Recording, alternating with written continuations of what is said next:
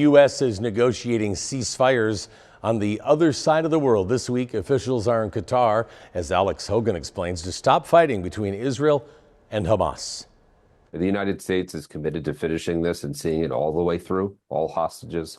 Officials from Qatar, Egypt, and the U.S. are meeting this week for negotiations in an effort to reach a second stage of the ceasefire between Israel and Hamas. The first phase of the ceasefire ended last week. Israel is pressing Hamas to accept an extension of that first phase, looking for the militant group to release half of the remaining hostages in return for a promise to negotiate a lasting truce. Israel's goals are by now well known: the return of all of our hostages, the elimination of the Hamas military and also their governmental capabilities, and the removal of the terrorist threat to our people.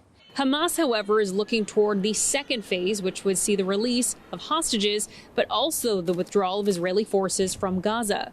A starter is Hamas demilitarizing, not rearming, leaving all their arms on the ground and leaving Gaza. That's the start.